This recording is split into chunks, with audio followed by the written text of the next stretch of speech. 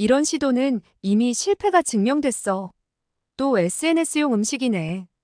여기 독일의 한 유명한 식당에서 주방장들이 한식을 보며 주고받는 이야기입니다. 이 주방에서 어떤 음식을 내놓았길래 이런 이야기가 오가는 걸까요? 오늘의 사연 시작합니다. 안녕하세요. 저는 현재 독일 베를린에서 꽤 유명한 레스토랑 부셰프를 하고 있는 엘리제 슈타인이라고 합니다. 매일 아침 7시 저는 가장 먼저 레스토랑에 출근해요. 조용한 주방에서 전날 배달된 식재료들을 검수하고 그날의 메뉴를 점검하는 것으로 하루를 시작하죠. 특히 최상급 송로버섯과 푸아그라의 상태는 꼭 제가 직접 확인합니다. 15년차 요리사로서 재료 하나하나에 쏟는 이런 정성이 우리 레스토랑을 베를린 최고의 프렌치 레스토랑으로 만든 비결이라고 자부하고 있어요. 한국이라는 나라는 제게 그저 아시아의 작은 국가 중 하나일 뿐이었죠. 프랑스 요리를 전공하고 독일의 미쉐린 레스토랑에서 경력을 쌓아온 제게 아시아 음식은 그저 이국적인 것 정도로만 여겨졌습니다. 요리학교 시절 친구가 건넨 김치를 한 입 먹고 얼굴을 찌푸렸던 기억이 선명해요. 발효의 신맛과 매운맛이 어우러진 그 특유의 향에 며칠간 속이 불편할 정도였습니다. 그 후로 저는 아시아 음식과 거리를 두었죠. 특히 발효 음식이나 강한 향신료를 쓰는 요리들은 제 입맛에 맞지 않았어요. 파리의 한 레스토랑에서 인턴으로 일할 때였습니다. 옆 주방에서 일하던 일본인 셰프가 건넨 된장국도 한 모금 마시고 정중히 거절했던 기억이 나네요. 제게 있어 완벽한 맛이란 오직 버터와 크림, 와인으로 빚어내는 섬세한 프랑스 요리뿐이었으니까요.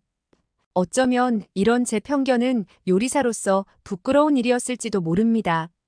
하지만 당시에 저는 미쉐린 스타를 꿈꾸며 오직 프랑스 요리의 완벽함만을 추구했고 다른 나라의 음식 문화에는 크게 관심을 두지 않았어요. 레스토랑 앞을 지나는 길거리 음식 트럭에서 풍겨오는 이국적인 향신료 냄새에도 코를 찌푸리곤 했으니까요. 완벽한 프랑스식 요리를 추구하는 저희 레스토랑의 주방은 마치 정밀한 시계처럼 움직입니다.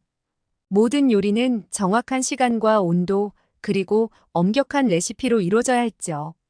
어제 저녁 서비스 시간, 제가 만든 베프, 부르기뇽의 와인 소스가 0.5도만 높았다는 이유로 총주방장님의 날카로운 지적이 있었습니다. 온도계를 들고 소스의 온도를 재시는 총주방장님의 눈빛은 여전히 매서웠죠. 하지만 이런 완벽을 향한 집착이 우리 레스토랑의 자부심이었어요. 최근 들어 손님들 사이에서 자주 듣게 되는 한식이란 단어가 처음엔 그저 흘러가는 유행 정도로만 생각했습니다. 지난주 금요일 저녁 버건디 와인을 곁들인 코스 요리를 즐기던 젊은 커플이 디저트를 마친 후 저를 불렀죠.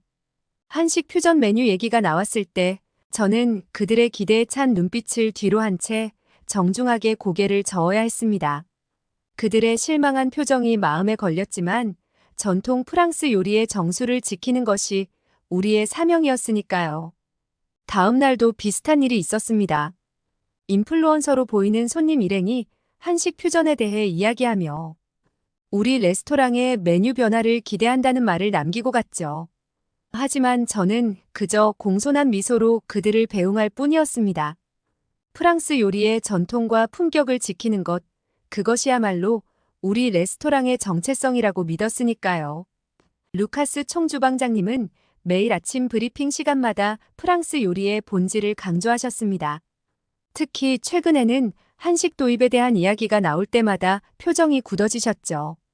지난 월요일 아침 미팅에서도 우리 레스토랑의 격을 떨어뜨릴 수는 없지라는 말씀과 함께 단호히 반대 의사를 밝히셨고 저는 고개를 끄덕이며 동의했습니다.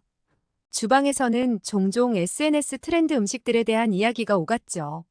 한 스태프가 휴대폰으로 한식 관련 영상을 보여주며 이야기할 때면 다들 또 인스타용 음식이네라며 고개를 절레절레 흔들었습니다.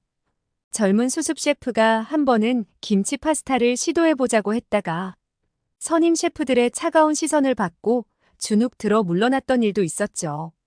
그때만 해도 제가 이렇게 한국 음식에 깊이 빠지게 될 줄은 전혀 상상도 못했습니다. 매일 아침 프랑스산 트러플을 다듬고 푸아그라의 온도를 체크하며 와인 소스의 농도를 맞추던 제가 어느 날 고추장의 매콤함과 된장의 깊이에 대해 고민하게 될 줄은 꿈에도 몰랐죠. 지금 생각해보면 그때의 제 모습은 마치 파리의 에펠탑만이 세상의 유일한 건축물이라고 믿는 건축가 같았네요. 하지만 그 시절의 저는 미쉐린 스타를 향한 꿈만을 줬던 완벽주의 부셰프였습니다. 매일 밤 퇴근 후에도 프랑스 요리 레시피를 연구하고 플레이팅 사진을 찍어 기록하며 와인 페어링을 고민했죠. 새로운 도전이나 변화는 그저 시간 낭비라고 여겼던 그때의 저는 미처 알지 못했습니다. 진정한 요리의 세계가 얼마나 넓고 깊은지를요. 그러던 어느 날 저녁 퇴근길에 들른 와인바에서 우연히 한 손님의 대화가 귀에 들어왔습니다. 그는 도쿄의 미쉐린 3스타 레스토랑에서 일했던 프랑스 셰프였죠. 아시아의 식재료로 프랑스 요리의 정수를 표현하는 그의 이야기는 분명 흥미로웠지만 저는 그저 고개를 저을 뿐이었습니다. 프랑스 요리는 프랑스 식재료로 완성되어야 해라고 믿었으니까요. 그날 밤에도 저는 평소처럼 노트북을 펴고 프랑스 요리 영상을 찾아보았습니다. 변화의 시작은 우연히 찾아왔습니다. 푸드 스타일리스트인 제 친구 안나가 레스토랑을 찾아온 날이었죠. 평소와 다름없이 저는 주방에서 디너 서비스 준비에 한창이었습니다. 식재료를 다듬고 소스의 농도를 체크하며 바쁘게 움직이고 있을 때였어요. 엘리제, 잠깐 시간 될까? 안나의 목소리에 고개를 들어보니 그녀의 손에는 화려한 디자인의 초대장이 들려 있었습니다. 금박으로 장식된 한글 글자가 눈에 들어왔고 다음 주 베를린에서 열리는 한식 페스티벌 초청장이란 걸 알 수 있었죠. 평소라면 오늘은 바빠라는 핑계로 즉시 거절했겠지만 그날따라 안나의 표정이 달랐어요. 전문 푸드 스타일리스트로서 SNS에서 수십만 팔로워를 거느린 그녀가 처음으로 진지한 얼굴로 제게 무언가를 권하고 있었으니까요. 안나는 초대장을 테이블 위에 조심스레 펼쳤습니다. 페스티벌에 참여하는 셰프들의 면면이 인상적이었죠. 미쉐린 스타 레스토랑 출신의 셰프들, 유명 레스토랑 오너들, 그리고 현대적 퓨전 요리로 주목받는 젊은 셰프들까지. 베를린의 모든 유명 셰프들이 이름을 올린 행사였습니다. 안나는 제 반응을 살피며 이번 페스티벌이 단순한 음식 축제가 아닌 요리의 새로운 흐름을 보여주는 자리가 될 거라 설명했죠. 그때 레스토랑 주인이신 슈미트 씨가 조용히 주방으로 들어오셨습니다. 평소와 달리 그의 손에는 태블릿이 들려 있었고 화면에는 세계적인 레스토랑들의 새로운 시도들이 담긴 기사들이 가득했죠. 프랑스의 전통 레스토랑들이 아시안 퓨전으로 변신해 성공한 사례들을 보여주시며 조심스레 제안을 건네셨습니다. 미쉐린 가이드에서도 이제는 전통의 재해석을 높이 평가한다는 말씀과 함께 우리 레스토랑도 새로운 변화를 시도해보는 게 어떻겠냐는 제안이었죠. 슈미트 씨의 말씀이 채 끝나기도 전에 주방 한켠에서 날카로운 쇳소리가 울렸습니다. 창가에서 와인 잔을 정리하던 루카스 총주방장님의 손에서 잔이 미끄러져 쟁반에 부딪힌 소리였죠. 그는 등을 돌린 채 잔을 닦고 계셨지만 그의 굳은 어깨가 불편한 심기를 그대로 드러내고 있었습니다. 평소 프랑스 요리에 대한 자부심이 강하셨던 그분은 한식이란 단어가 나오자마자 손동작이 거칠어지셨어요. 하얀 와인잔을 닦는 타월의 움직임이 평소보다 빨라졌고 그의 뒷모습에서는 긴장감이 느껴졌습니다. 잠시 무거운 침묵이 흐르고 그의 나지막한 목소리가 차갑게 울렸습니다. 시간 낭비라는 그 한마디에 주방의 공기는 순식간에 얼어붙었죠. 우리의 수준을 떨어뜨릴 수 없다는. 그의 말에는 20년 경력의 프랑스 요리 전문가로서의 자존심이 묻어 있었습니다. 그의 말이 끝나자 주방의 모든 스태프들이 숨을 죽였습니다. 식재료를 다듬던 손길도 소스를 젓던 움직임도 모두 멈췄죠. 커다란 주방이 마치 시간이 멈춘 것처럼 고요해졌고 오직 5분의 타이머 소리만이 규칙적으로 울리고 있었습니다. 그의 단호한 거절은 마치 법정의 최후 판결문처럼 무겁게 주방 안에 가라앉았고 더 이상 누구도 한식에 대한 이야기를 꺼낼 수 없을 것 같았습니다. 그날 밤은 유난히도 길게 느껴졌습니다.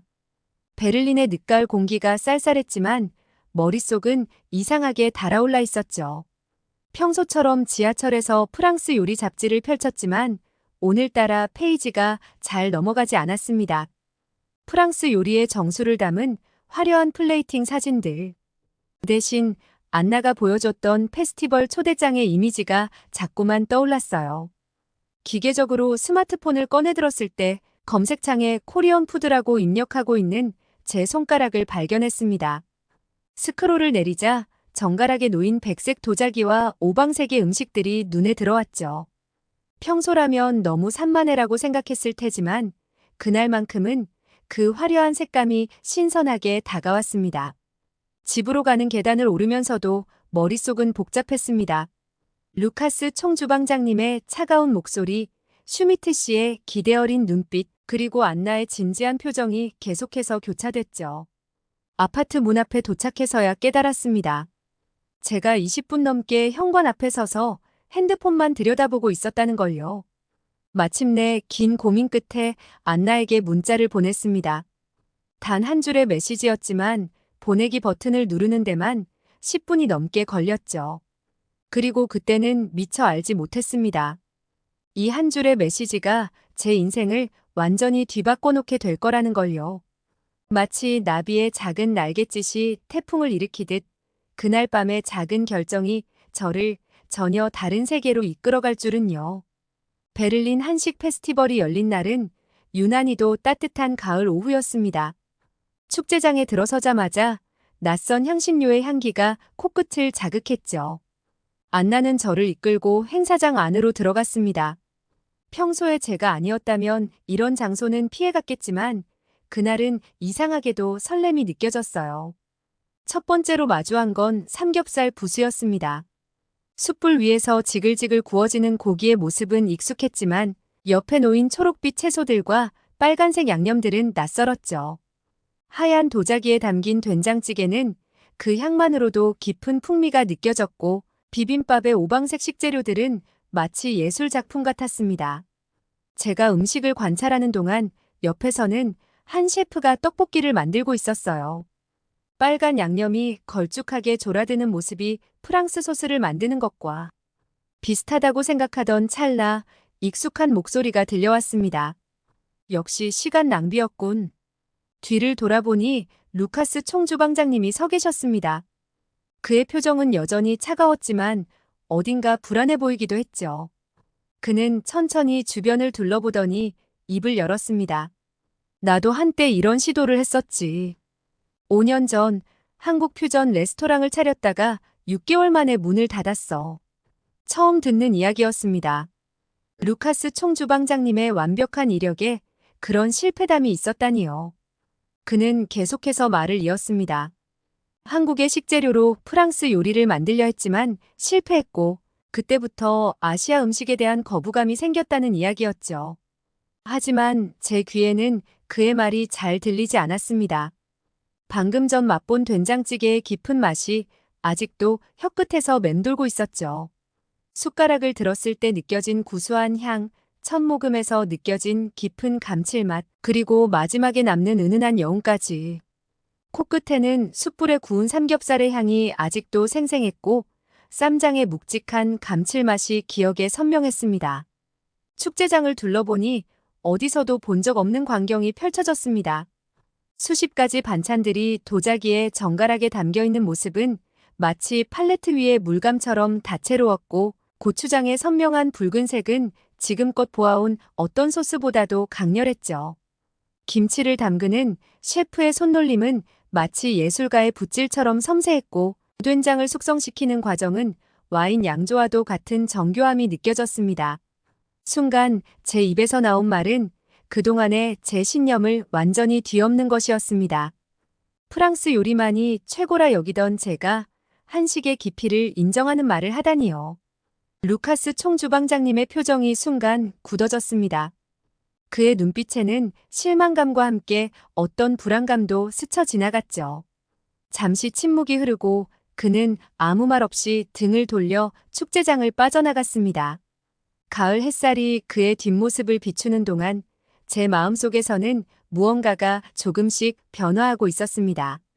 완벽한 프랑스 요리를 향한 고집 속에 갇혀있던 제 시야가 마치 오랫동안 닫혀있던 창문이 열리듯 넓어지고 있었죠. 와인의 속성과는 또 다른 발효의 세계, 버터와는 전혀 다른 방식으로 깊이를 만들어내는 장의 세계, 그리고 무엇보다 음식을 통해 이어지는 문화의 깊이를 발견하게 된 순간이었습니다. 그날 이후 저는 몰래 한식 연구를 시작했습니다. 매일 아침 일찍 출근해 프랑스 요리를 준비하는 틈틈이 한식 레시피를 찾아보고 연구하기 시작했죠. 레스토랑 주방 한켠에 작은 공간을 만들어 실험을 시작했습니다. 처음에는 간단한 양념부터였어요. 독일에서 구할 수 있는 재료들로 한식의 맛을 재현하는 것은 생각보다 어려웠습니다. 현지 고추로 만든 고추장은 자꾸만 쓴맛이 났고, 된장은 발효 과정에서 이상한 냄새가 나기 일쑤였죠. 소스 하나를 완성하는데도 수십 번의 실패를 반복했습니다. 프랑스 요리에서는 한 번도 실패해 본 적 없었는데 이렇게 무력감을 느끼는 것도 처음이었어요. 어느 날은 일본 식재료 상점에서 구한 한국산 고춧가루로 양념을 만들어 보았습니다. 하지만 결과는 실패. 그날 저녁 주방 청소를 하던 루카스 총주방장님이 제 실험실을 발견했죠. 그는 제가 만든 양념을 한참 동안 살펴보더니 쓴웃음을 지었습니다. 내가 했던 실수를 그대로 반복하고 있군. 루카스 총주방장님의 목소리에는 처음으로 비웃음 대신 연민이 묻어 있었습니다. 한국 식재료의 특성을 제대로 이해하지 못한 채 섣부른 도전을 했다가 쓴맛만 본 과거를요. 하지만 이상하게도 그의 말이 제 의지를 더욱 굳게 만들었습니다. 다음 날부터는 더 늦게까지 남아 연구했고 한국의 요리책을 하나하나 번역해가며 공부했죠. 특히 발효의 과학적 원리를 이해하는데 많은 시간을 들였습니다. 프랑스 요리에서 배운 정확성과 한식의 자연스러움을 조화시키려 노력했어요. 실패를 거듭할수록 오히려 한식의 깊이가 더 선명하게 다가왔습니다. 된장 한 숟가락에 담긴 시간의 무게, 김치 한 포기에 담긴 기다림의 가치를 조금씩 이해하게 된 거죠. 이제는 아침마다 와인의 온도를 재던 온도계로 장독의 온도를 재고 소스의 농도를 재던 저울로 양념의 비율을 재고 있는 제 모습을 발견하게 됩니다. 어느 날 저녁 수십 번의 실패 끝에 마침내 성공했다고 생각한 순간이 왔어요. 프랑스산 돼지고기로 만든 제 버전의 김치찌개였죠. 그런데 그때 주방 뒤편에서 익숙한 발걸음 소리가 들려왔습니다. 루카스 총주방장님이었어요. 그의 눈빛이 심상치 않았습니다. 루카스 총주방장님과의 마주침 이후 저는 큰 결심을 하게 됩니다. 더 이상 양념 하나 제대로 만들지 못하면서 한식을 이해했다고 할 수는 없었죠. 휴가를 내고 한국으로 향했습니다. 인천공항에 발을 디딘 순간부터 모든 것이 새로웠습니다. 공항 한식당에서 먹은 된장찌개는 제가 수없이 실패했던 그 맛과는 전혀 달랐죠.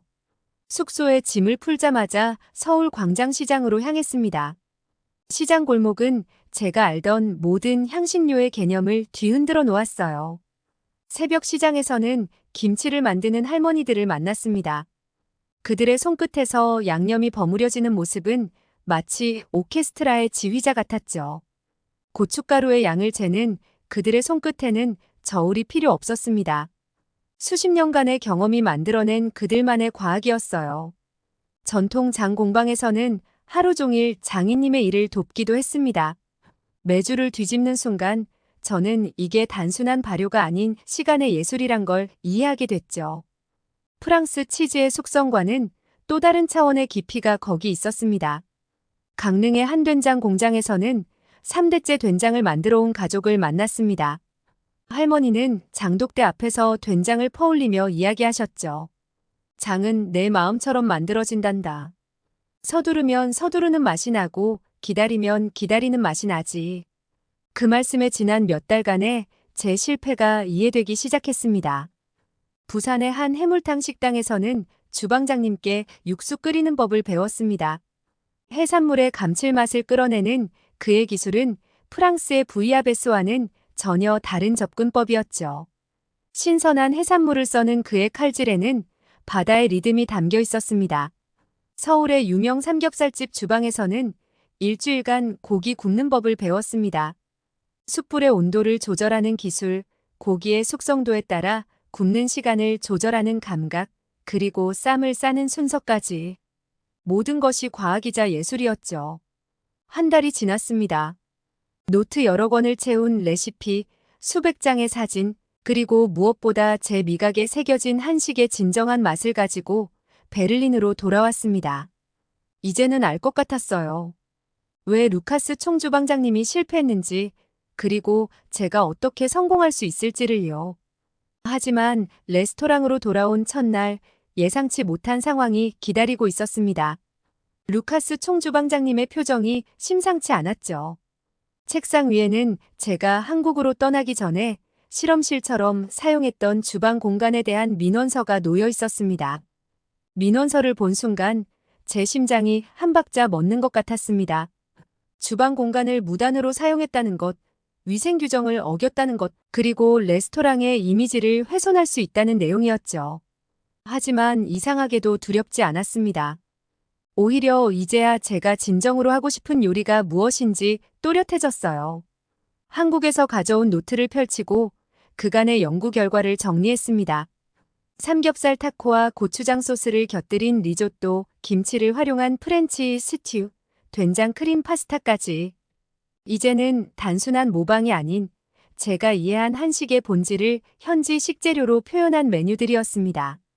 슈미트 씨와 레스토랑 운영진들 앞에서 프레젠테이션을 시작했습니다. 한국에서의 경험을 이야기하고 직접 만든 요리를 시연했죠. 된장의 감칠맛으로 프랑스 소스의 깊이를 더하고 김치의 발효향으로 육수의 풍미를 살렸습니다. 하지만 루카스 총주방장님의 반응은 차가웠습니다. 이런 시도는 이미 실패가 증명됐어. 그의 말에 주방은 얼어붙었죠. 하지만 이번에는 달랐습니다. 제가 한국에서 배운 것은 단순한 레시피가 아니었으니까요.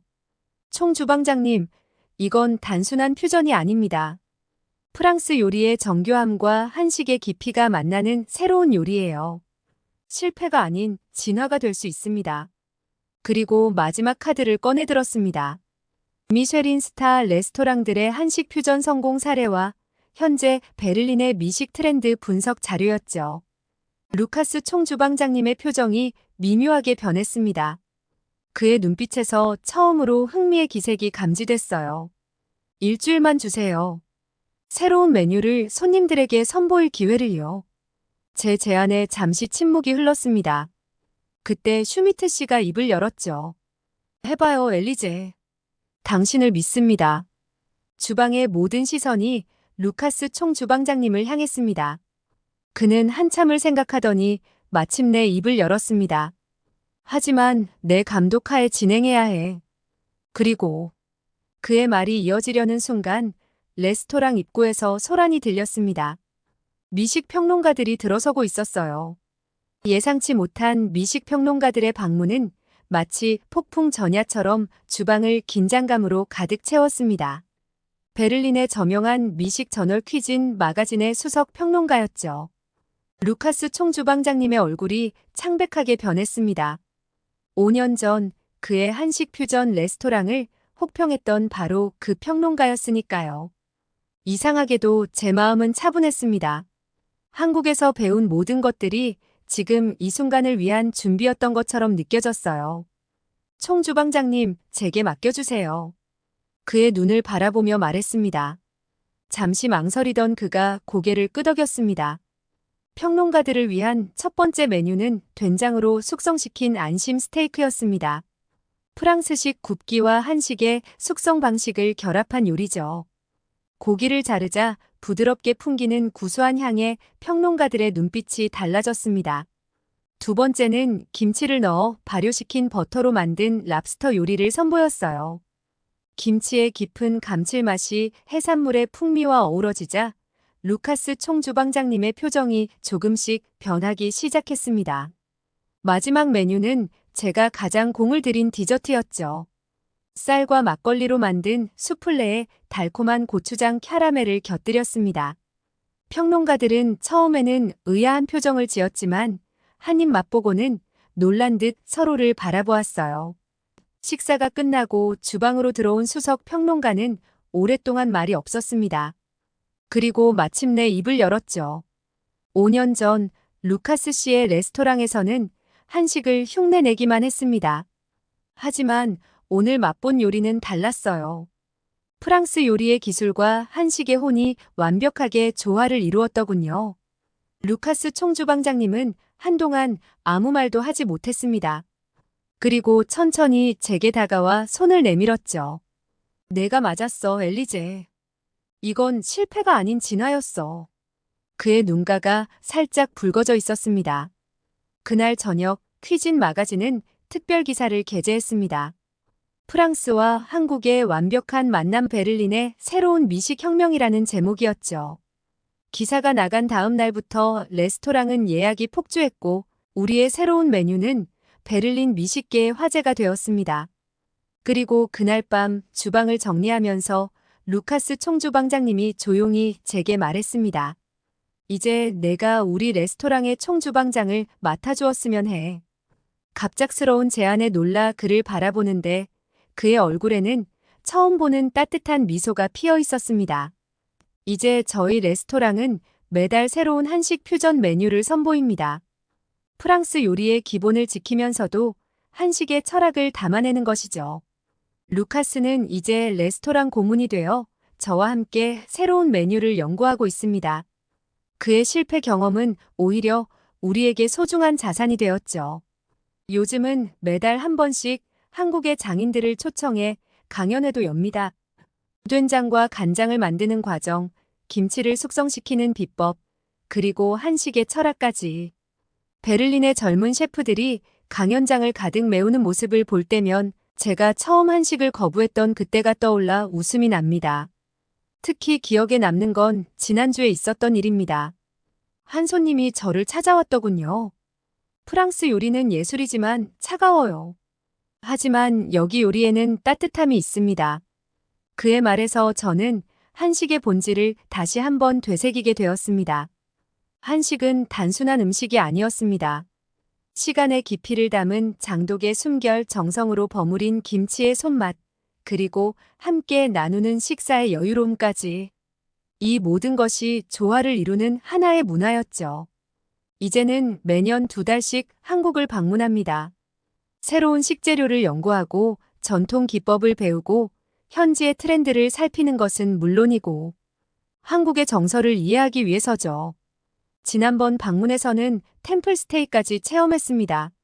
절의 사찰 음식을 통해 음식과 영혼의 관계를 배웠어요. 레스토랑 입구에는 이제 작은 장독대가 있습니다. 베를린의 거리에서 만나는 장독의 모습이 처음에는 낯설었겠지만 이제는 많은 사람들이 그 앞에서 발걸음을 멈추곤 합니다.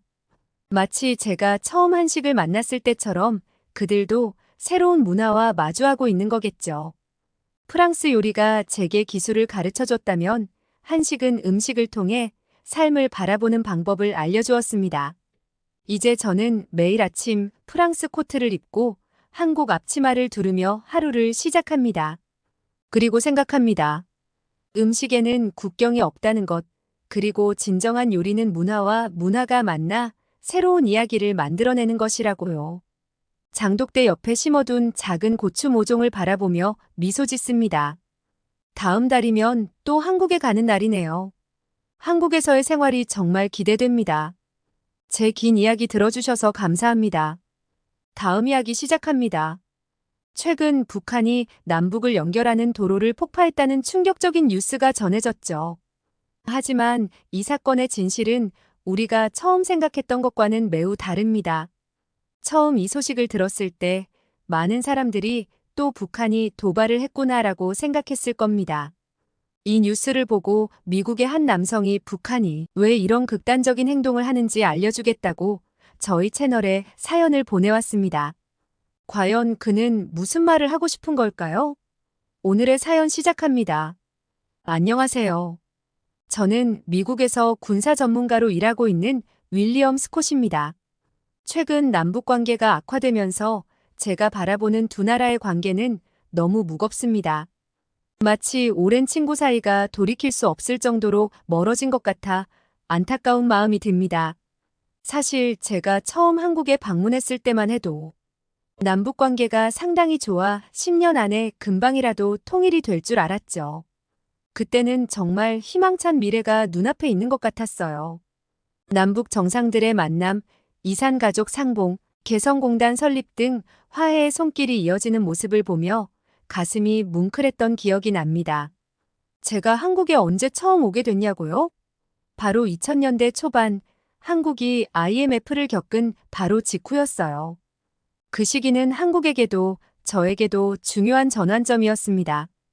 2000년대 초반은 저도 한창 젊었던 터라 이 패기와 열정으로 세계를 지켜야겠다는 야심찬 결의가 컸을 때였어요.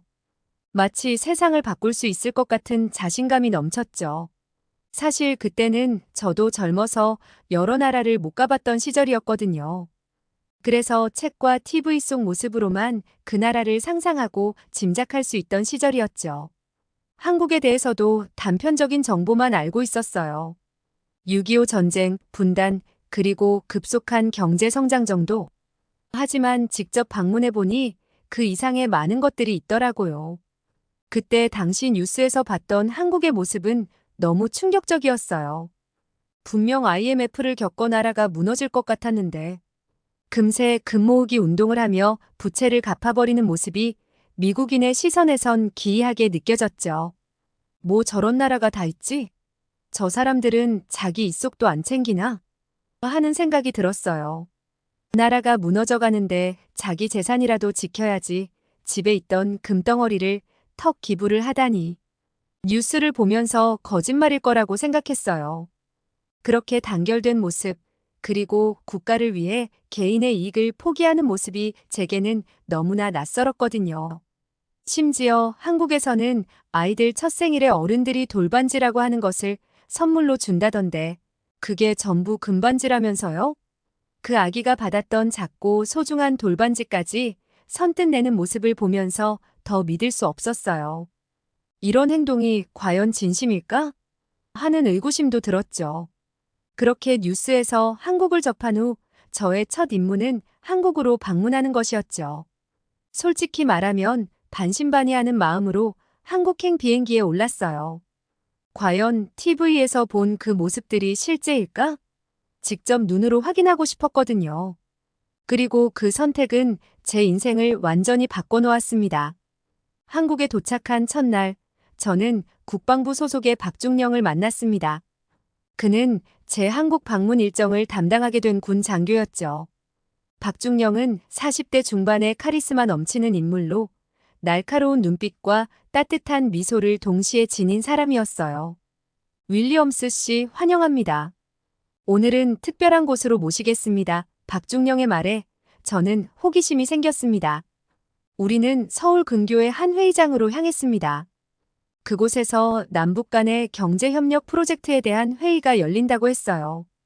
가는 길에 박중령은 최근 남북 관계의 진전과 이 프로젝트의 중요성에 대해 설명해 주었습니다.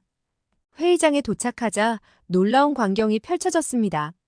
남한과 북한의 대표들이 한 테이블에 앉아 열띤 토론을 벌이고 있었어요. 그들은 개성공단 확장 계획에 대해 논의하고 있었습니다. 회의가 진행되는 동안 저는 양측의 협력 의지와 열정을 느낄 수 있었습니다. 그러나 동시에 미묘한 긴장감도 감지할 수 있었죠. 특히 북측 대표들의 표정에서 불안과 경계심이 읽혔습니다.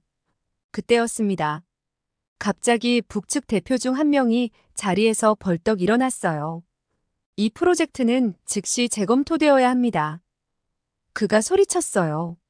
우리의 자주권을 훼손할 수 있는 요소들이 있습니다. 순간 회의장이 얼어붙었습니다. 남측 대표들은 당황한 기색이 역력했고 북측의 다른 대표들도 불편한 기색을 감추지 못했어요. 그런데 이때 예상치 못한 일이 벌어졌습니다. 박중령이 천천히 일어나 북측 대표에게 다가갔어요. 귀하의 우려를 충분히 이해합니다. 박중령이 차분하게 말했습니다. 우리는 이 프로젝트가 양측 모두의 이익과 자주권을 존중하는 방향으로 진행되길 원합니다. 귀하의 의견을 더 자세히 들어보고 싶습니다. 이 말에 북측 대표의 표정이 조금씩 누그러졌습니다. 그는 자신들의 구체적인 우려사항을 설명하기 시작했고 남측 대표들은 진지하게 경청했습니다. 놀랍게도 이 돌발 상황이 오히려 양측 간에 더 깊은 대화를 이끌어냈습니다. 서로의 입장을 더 자세히 이해하게 되면서 회의는 예상보다 훨씬 생산적인 방향으로 흘러갔어요. 회의가 끝날 무렵 양측은 서로를 더 이해하게 되었다는데 동의했고 향후 프로젝트 진행에 대한 구체적인 합의점도 도출하게 되었죠. 2000년 남북 정상회담과 함께 도로와 연결은 남북 관계 개선의 상징적인 조치였습니다. 특히 그해 6월에 열린 김정일과 김대중 간의 정상회담은 남북 화해와 협력을 위한 중요한 이정표였습니다. 당시 도로와 철도 연결을 통한 경제적 협력이 논의되었고 이는 남북 간 물리적 연결뿐 아니라 상징적 의미로도 큰 중요성을 가졌습니다. 이대로라면 정말 통일이 금방이라도 될 것 같았죠. 다음 날 박중령은 저를 경의선 도로 연결 공사 현장 근처로 안내했습니다. 우리는 안전거리를 유지한 채 현장을 관찰했습니다. 차 안에서 박중령이 열정적으로 설명했습니다. 윌리엄스 씨, 저 도로는 단순한 아스팔트와 콘크리트가 아닙니다. 이것은 우리의 희망과 꿈을 실어 나르는 통로입니다. 멀리서 남측과 북측 작업자들이 각자의 구역에서 일하는 모습이 보였습니다. 그들 사이에는 뚜렷한 경계선이 있었고 서로 간의 직접적인 상호작용은 보이지 않았습니다. 박중령이 계속 설명했습니다. 북측 인원들과의 직접적인 대화나 교류는 없습니다. 그들은 외부인과 접촉하지 않도록 엄격히 통제받고 있어요. 모든 의사소통은 공식 채널을 통해서만 이루어집니다. 물리적으로는 가까이 있지만 여전히 큰 장벽이 존재하고 있음을 느꼈습니다. 하지만 우리는 희망을 잃지 않습니다. 박중령이 덧붙였습니다. 이 프로젝트는 단순히 물리적인 연결을 넘어 심리적 장벽을 허무는 첫걸음입니다. 비록 지금은 직접적인 교류가 없지만 언젠가는 이 도로를 통해 자유롭게 오갈 수 있는 날이 올 거라고 믿습니다. 그렇게 중요한 회의를 마치고 현장을 둘러본 후 서울의 용산 미군기지로 향했습니다. 근처에는 이태원이라는 곳이 있었는데 이곳은 외국인들도 한국의 밤문화를 제대로 즐길 수 있는 곳이었어요. 한국은 지금도 그렇지만 옛날부터도 치안이 훌륭해 감탄했던 기억이 납니다. 그날 밤 박중령의 권유로 이태원의 한 클럽에 가게 되었습니다. 활기찬 음악과 다양한 국적의 사람들로 가득 찬 그곳은 마치 작은 지구촌 같았어요. 클럽 안에서 우연히 한 한국 여성과 마주치게 되었는데 그녀의 우아함과 자신감 넘치는 모습에 순간 시선을 뗄 수 없었습니다. 그때 갑자기 술에 취한 한 남자가 그녀에게 시비를 걸기 시작했어요. 하지만 놀랍게도 그녀는 전혀 동요하지 않고 그를 무시하더군요. 저는 미국에서의 경험 때문인지 혹시 그 취객이 총기라도 소지하고 있지 않을까 걱정되어 곧바로 개입하려 했죠. 여기서 이러시면 안 됩니다. 제가 취객에게 다가가 말했습니다. 그때 옆에 있던 동료가 제 팔을 잡으며 말했어요. 윌리엄, 걱정 마세요. 한국은 총기 소지가 불법이라 그런 위험은 없어요. 이 말을 듣고 저는 잠시 멈칫했습니다. 총기 소지가 불법이라니 이것이 한국의 놀라운 치안의 비결인가 싶었죠. 하지만 여전히 그녀가 걱정되어 상황을 주시하고 있었습니다. 그러다 갑자기 예상치 못한 일이 벌어졌어요. 그 여성이 자리에서 벌떡 일어나더니 날렵한 동작으로 발차기를 날리는 것이었습니다. 순간 저는 어리둥절했지만 곧 제 뒤에서 퍽 하는 소리와 함께 누군가가 쓰러지는 소리가 들렸어요. 뒤를 돌아보니 아까 그 취객이 바닥에 쓰러져 있었습니다. 알고 보니 그 취객이 술병을 들고 제 머리를 치려고 했다는 거였어요. 그 여성이 저를 구한 것이었습니다. 괜찮으세요? 그녀가 오히려 저에게 물었습니다. 그 순간 저는 그녀의 아름다움과 강인함에 완전히 빠지게 되었죠. 네, 감사합니다. 정말 대단하세요. 제가 말했습니다. 제 이름은 윌리엄입니다. 혹시 함께 커피 한 잔 하실래요? 그녀는 미소를 지으며 대답했어요. 좋아요. 제 이름은 지연입니다. 그렇게 지연과의 운명적인 만남을 이어갔어요.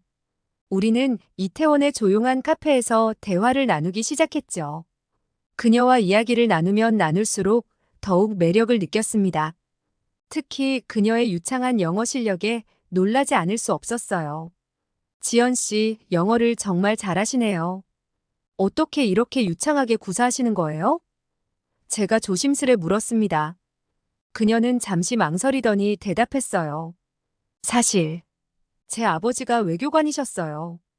어릴 때부터 여러 나라를 다니며 자랐거든요. 특히 미국에서 중고등학교를 다녔죠. 이 말을 듣고 저는 더욱 흥미롭게 느껴졌습니다. 와, 정말 특별한 경험이었겠어요. 그래서 국제 정세에 대해 관심이 많으신가 봐요? 지연은 고개를 끄덕였습니다. 네, 어릴 때부터 자연스럽게 정치와 국제 관계에 관심을 갖게 됐어요. 지금은 한국의 한 언론사에서 국제부 기자로 일하고 있죠. 우리의 대화는 자연스럽게 정치와 국제 관계로 흘러갔어요. 지연은 한반도의 현 상황, 남북 관계, 그리고 미국의 역할에 대해 깊이 있는 견해를 가지고 있었습니다. 윌리엄 씨, 남북 관계는 단순히 두 국가 간의 문제가 아니에요. 여기에는 복잡한 역사적, 지정학적 맥락이 얽혀 있죠. 지연이 설명했습니다. 특히 최근의 경제 협력 프로젝트들은 평화 구축에 중요한 발판이 될 수 있어요. 정말 놀랍네요, 지연 씨. 저도 군인으로서 이 지역의 안보 상황에 대해 나름의 견해를 가지고 있다고 생각했는데 당신에게서 배울 점이 정말 많은 것 같아요. 제가 진심으로 말했습니다. 그녀와 함께 대화를 나누니 하루가 어떻게 가는 줄 몰랐어요. 이태원의 작은 카페에서 시작된 우리의 대화는 한강공원을 거닐며 이어졌고 결국 새벽녘 남산타워 아래에서 끝이 났죠. 곧 미국으로 돌아가야 하지만 이곳에 눌러앉고 싶을 지경이었죠. 지연의 깊이 있는 통찰력과 따뜻한 미소가 저를 한국에 묶어두는 것만 같았어요. 하지만 현실은 냉정했습니다. 그녀도 한국에서의 중요한 일이 있고 저도 미국에서의 책임이 있었죠. 서로의 마음은 그렇지 않았지만 우리는 작별을 선택할 수밖에 없었어요. 공항에서 마지막 포옹을 나누며 우리는 언젠가 다시 만날 것을 약속했습니다. 그녀의 눈에 맺힌 눈물을 보며 저도 가슴이 아팠지만 우리 둘 다 각자의 길을 가야 한다는 것을 알고 있었죠. 저는 미국으로 돌아왔고 그렇게 세월이 흘렀어요. 한국에서의 경험을 바탕으로 저는 군에서 동아시아 전문가로 인정받게 되었고 승진도 했습니다. 하지만 마음 한구석에는 항상 지연과 한국에 대한 그리움이 자리 잡고 있었죠. 그러던 어느 날 사무실에서 TV를 보는데 충격적인 뉴스가 나왔어요. 남북 관계가 최악으로 치닫고 있다는 소식이었죠. 더 놀라운 것은 제 눈으로 직접 보았던 평화와 협력의 상징이었던 개성공단이 폐쇄된다는 기사였어요. 화면 속 개성공단의 모습을 보며 과거의 기억이 물밀듯이 밀려왔습니다. 박중령과 함께 그곳을 방문했던 날 남북 근로자들이 함께 일하던 모습, 그리고 그때 느꼈던 희망. 모든 것이 물거품이 된 것만 같아 가슴이 아팠어요. 와, 어쩜 이렇게 남북 관계가 정치 세력이 바뀔 때마다 손바닥 뒤집듯 바뀔 수 있는지. 정말 신기하네요. 옆자리 동료가 말했습니다. 저는 고개를 끄덕이며 대답했어요. 하긴 미국도 어떤 정당이 대통령이 되느냐에 따라 세계 정책 자체가 바뀌니 한국도 마찬가지겠죠. 그래도 한국의 경우는 더 극단적인 것 같아 안타깝네요. 그 순간 지연의 얼굴이 떠올랐습니다. 그녀라면 이 상황을 어떻게 바라볼까? 무슨 말을 해줄까? 문득 그녀에게 연락하고 싶은 충동이 들었지만 오래전에 잃어버린 그녀의 연락처를 생각하며 한숨만 내쉬었죠. 그렇게 시간이 흘러 어느덧 10년이 지났습니다. 저는 미국 펜타곤에서 동아시아 안보 전문가로 일하고 있었죠. 한국에서의 경험은 제 경력에 큰 도움이 되었고, 덕분에 빠르게 승진할 수 있었습니다. 그러던 어느 날 아침, 제 사무실 컴퓨터 화면에 긴급 뉴스 알림이 떴습니다. 북한 남북 연결도로 폭파. 순간 제 머릿속이 하얘졌습니다. 제가 직접 보고 경험했던 그 도로, 평화와 협력의 상징이었던 그 도로가 폭파되었다니 믿기지 않았습니다. 즉시 동료들을 소집해 긴급 회의를 열었습니다. 우리는 이 사건의 의미와 향후 전개 방향에 대해 열띤 토론을 벌였죠. 이건 단순한 도발이 아닙니다. 제가 말했습니다. 북한의 내부 상황과 관련이 있을 겁니다. 동료 중 한 명이 물었습니다. 어떤 점에서 그렇게 생각하시나요?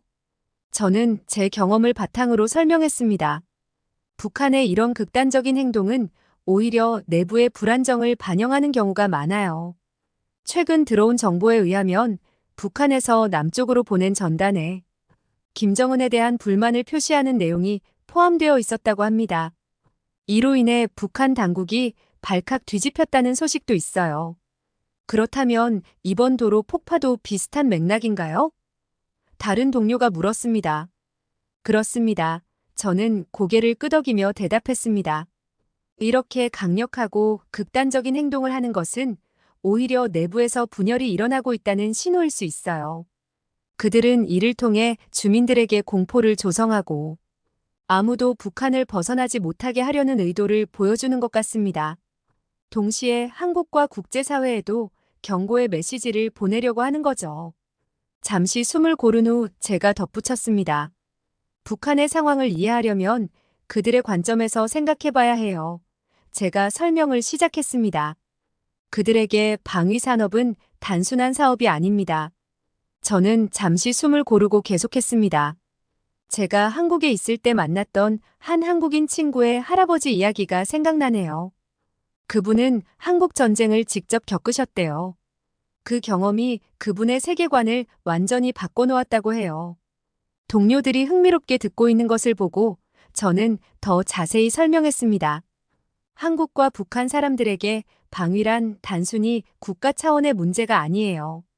그들의 할아버지, 할머니 세대가 직접 겪은 전쟁의 기억이 아직도 생생한 거죠. 그래서 그들은 우리는 절대 안주할 수 없는 나라라고 생각해요.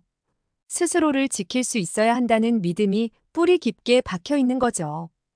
회의실은 잠시 침묵에 빠졌습니다. 모두가 북한의 행동을 새로운 시각에서 바라보기 시작한 것 같았습니다. 우리는 밤늦게까지 상황을 분석하고 대응 방안을 논의했습니다. 이 사건이 한반도 정세에 미칠 영향, 미국의 대응 전략, 그리고 국제사회의 반응 등을 예측하려 노력했죠. 회의가 끝나고 늦은 밤 사무실 창밖을 바라보며 저는 깊은 생각에 잠겼습니다. 20년 전 그 도로 건설 현장에서 느꼈던 희망과 기대가 떠올랐어요. 그때의 열정과 꿈이 이렇게 무너져 내리는 걸 보니 가슴이 아팠습니다. 하지만 동시에 이번 사건을 통해 한반도 평화의 중요성을 다시 한번 깨달았습니다. 제가 할 수 있는 일, 제가 해야 할 일이 무엇인지 고민하게 되었죠. 회의가 끝나고 사무실로 돌아온 저는 창밖을 바라보며 깊은 생각에 잠겼습니다. 북한의 도발적인 행동은 새로운 것이 아니었습니다. 오히려 이런 일들이 주기적으로 반복되는 패턴이 보이기 시작했죠. 지난 20년간 한국의 정치 변화를 지켜보면서 남북 관계가 마치 회전문처럼 반복되는 것을 깨달았습니다. 진보 정부가 들어서면 남북 관계가 개선되고 대화와 협력의 분위기가 형성됩니다. 개성공단이 가동되고 이산 가족 상봉이 이루어지죠. 그러다 보수 정부가 들어서면 다시 관계가 악화되고 긴장이 고조됩니다. 이런 상황에서 어떻게 장기적인 평화를 이룰 수 있을까요? 저는 혼잣말로 중얼거렸습니다. 그때 제 동료인 제니퍼가 노크를 하고 들어왔습니다. 윌리엄, 무슨 고민 있어요? 저는 한숨을 쉬며 대답했습니다. 한반도 상황이 너무 복잡해요.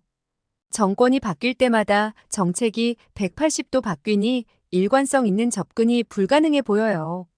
제니퍼는 고개를 끄덕이며 말했습니다. 맞아요. 하지만 그게 민주주의의 특성이기도 하죠. 미국도 비슷한 면이 있잖아요. 그렇죠. 제가 동의했습니다.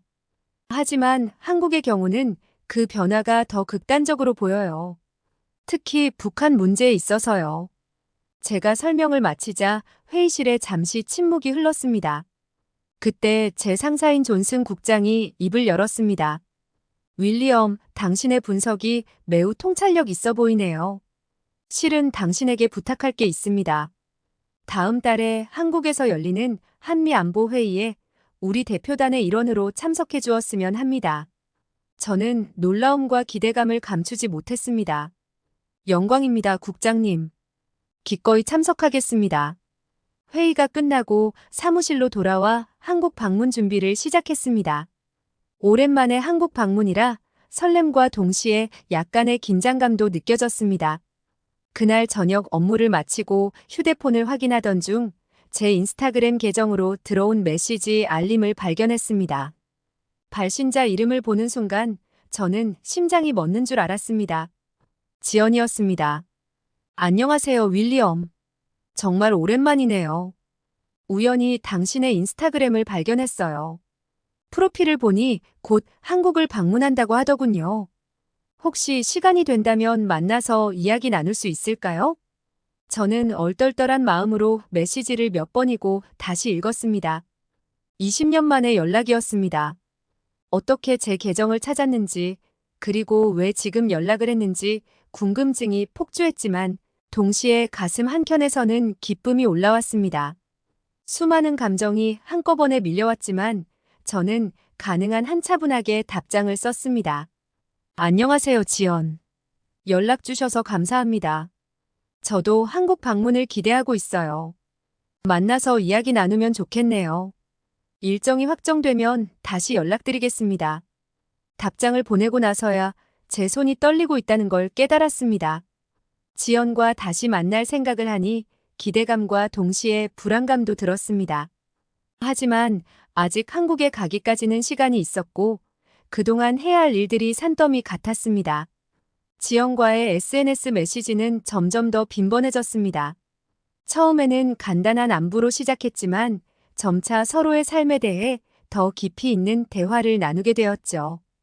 그 과정에서 뜻밖의 사실을 알게 되었습니다. 사실 저는 지금 혼자예요. 어느 날 저녁 지연이 보낸 메시지에 적혀 있었습니다. 결혼을 했었지만 오래가지 못했어요. 지금은 일에 매진하면서 인생을 즐기고 있답니다. 그 말을 읽는 순간 제 마음속에서 복잡한 감정이 일었습니다. 그녀가 겪었을 아픔에 대한 안타까움과 동시에 그녀가 지금 혼자라는 사실에 대한 기쁨이 교차했죠. 저 역시 솔직하게 제 상황을 털어놓았습니다. 저도 그동안 만난 사람들이 있었지만 잦은 해외 파견으로 인해 관계를 지속하기 어려웠어요. 지금은 저도 혼자예요. 메시지를 주고받을수록 10년 전에 그 설렘이 다시 살아나는 것을 느꼈습니다. 마치 시간이 거꾸로 흐르는 것 같았어요. 하지만 동시에 우리는 더 성숙해지고 인생의 여러 경험을 겪은 어른이 되어 있었죠. 이번에 한국에 가면 꼭 만나고 싶어요. 제가 메시지를 보냈습니다. 우리 다시 좋은 관계를 이어갈 수 있을까요? 지연의 답장이 곧 왔습니다. 저도 정말 기대되네요. 우리가 이렇게 다시 만나게 될 줄이야. 운명 같아요. 그 말에 저도 동의했습니다. 정말 운명 같았어요. 우리가 돌고 돌아 결국 다시 만나게 되다니 이보다 더 행복할 순 없었습니다. 한국 방문 날짜가 다가올수록 저는 점점 더 설렘과 기대감에 들떴습니다. 이번 여행은 단순한 업무 출장이 아닌 제 인생의 새로운 장을 열어줄 기회가 될 것 같았습니다. 지연을 다시 만나 우리의 관계를 새롭게 시작할 수 있다는 생각에 가슴이 벅차올랐습니다. 한국행 비행기 표를 예약하면서도 제 마음은 이미 서울에 가 있는 것 같았습니다. 지연을 만나면 어떤 말부터 꺼내야 할지 수없이 상상해 보았지만 여전히 확신이 서지 않았어요. 오랜만이야 라는 평범한 인사로 시작해야 할까요? 아니면 기다려왔어 라는 솔직한 고백으로 시작해야 할까요? 지금 미국에서 쌓아놓은 일들을 정리하면서 머릿속으로는 어떻게 하면 한국에 최대한 오래 머물 수 있을지 그 방법만 궁리 중입니다. 어쩌면 이번 기회에 장기 파견을 요청해 볼 수도 있을 것 같아요. 개인이 행복해야 국방도 있고 나라도 있는 거니까요. 제 행복이 곧 더 나은 일의 결과로 이어질 거라 믿습니다. 물론 가끔은 이런 생각이 들기도 합니다. 이 나이에 이렇게 설레는 감정을 느끼는 게 좀 주책스러운 걸까? 하지만 그런 생각은 금세 사라져요. 지연을 만날 생각을 하면 20대 시절에 풋풋했던 감정이 그대로 살아나거든요. 이 나이에 다시 첫사랑의 설렘을 느낀다는 게 신기하기도 하고 한편으로는 감사하기도 합니다. 인생에서 이런 기회가 다시 올 줄은 정말 몰랐거든요. 이번엔 꼭 이 소중한 인연을 놓치지 않으려고 해요. 한국행 비행기에 오르는 날 저는 새로운 시작에 대한 기대와 설렘으로 가득 차 있을 것 같습니다. 지연을 만나 우리의 이야기를 이어갈 그 순간이 하루빨리 오기를 기고 있어요. 현재 남북 관계가 좋지 않다고 해서 영원히 그럴 거라고 단정 짓기는 어려워요. 역사는 때로 예상치 못한 방향으로 흐르기도 하니까요. 저와 지연과의 재회가 그랬듯이 남북 관계도 언젠가 긍정적인 전환점을 맞이할 수 있을 거라 믿습니다. 한국 분들은 남북 관계가 어떻게 되면 좋겠는지 많은 분들의 생각이 궁금하네요. 댓글로 많이 남겨주세요. 제 생각을 정리하고 참고하는데 많은 도움이 될 것 같습니다. 다음 사연 시작합니다.